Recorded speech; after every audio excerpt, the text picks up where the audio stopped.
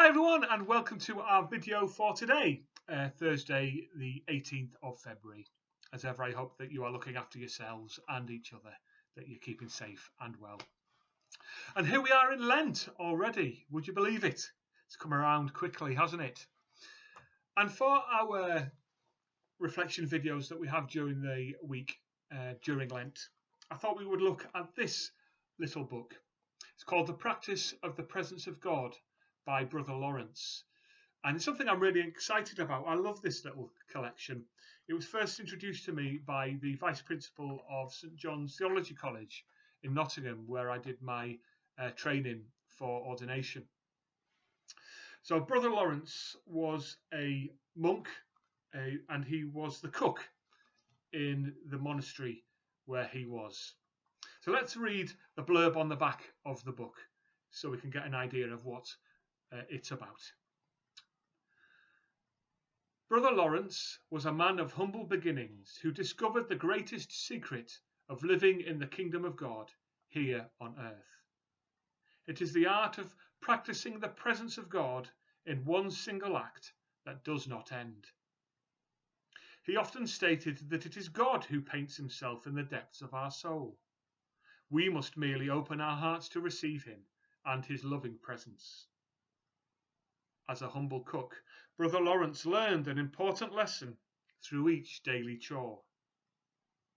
The time he spent in communion with the Lord should be the same, whether he was bustling around in the kitchen with several people asking questions at the same time or on his knees in prayer. He learned to cultivate the deep presence of God so thoroughly in his own heart that he was able to joyfully exclaim, "I am doing now what I will do for all eternity. I am blessing God, praising him, adoring him, and loving him with all my heart." For nearly 300 years, this unparalleled classic has given both blessing and instruction to those who can be content with nothing less than knowing God in all his majesty and feeling his loving presence throughout each simple day. Now, of course, we're not all monks and we're not all cooks, but hopefully Brother Lawrence will have a few things to share with us that will help us in our lives to commune with God. Now, the little book is made up of two sections mainly, conversations and letters. And the conversations were had with his friend who was called Joseph de Beaufort. So here we are with the first conversation. I met Brother Lawrence for the first time today. He told me that God had been especially good to him in his conversion. He was 18 at the time and still in the world. He told me that it had all happened one winter day as he was looking at a barren tree.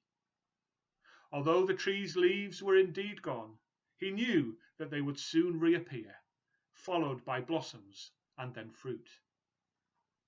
This gave him a profound impression of God's providence and power, which never left him. Brother Lawrence still maintains that this impression detached him entirely from the world and gave him such a great love for God that it hasn't changed in all of the 40 years he has been walking with him. Brother Lawrence had formerly been a servant to the treasurer of the monastery and had been very clumsy. He believed that in order to be saved, he would have to be punished for this clumsiness. Thus, he sacrificed all of the pleasures in his life to God. However, rather than punishing him, God gave him nothing but wholehearted satisfaction. He would tell the Lord endearingly and often that he felt deceived because his Christian walk had thus far been so pleasant and not filled with suffering as he had anticipated.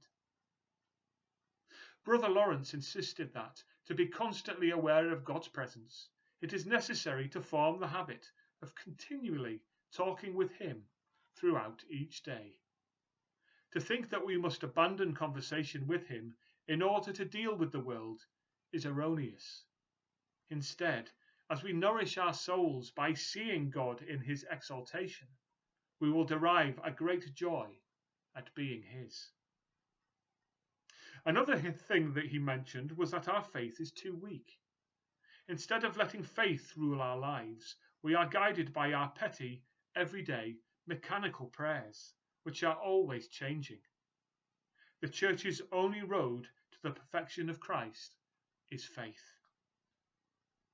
The dear brother remarked that we must give ourselves totally to God in both temporal and spiritual affairs. Our only happiness should come from doing God's will, whether it brings us some pain or great pleasure. After all, if we are truly devoted to doing God's will, pain and pleasure won't make any difference to us. We also need to be faithful, even in dry periods. It is during those dry spells that God tests our love for him. We should take advantage of those times to practice our determination and our surrender to him. This will often bring us to a maturity further on in our walk with God. Brother Lawrence wasn't surprised by the amount of sin and unhappiness in the world. Rather, he wondered why there wasn't more, considering the extremes to which the enemy is capable of going. He said he prayed about it, but because he knew God could rectify the situation in a moment if he willed it, he didn't allow himself to become greatly concerned. To succeed in giving ourselves to God as much as he desires, we must constantly guard our souls. In addition to being involved in spiritual matters, the soul is involved in the things of this world. However, when we turn our backs on him, exposing our souls to the world, he will not so easily answer our call. When we are willing to accept God's help and guard our souls according to his desires, we may commune with him whenever we like. So there we are, the first conversation from Brother Lawrence. I hope there were some things that can give you food for thought and that are helpful for you as you look to commune with God.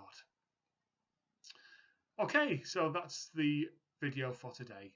Do stay safe and well, and I'll speak to you soon. God bless. Bye-bye.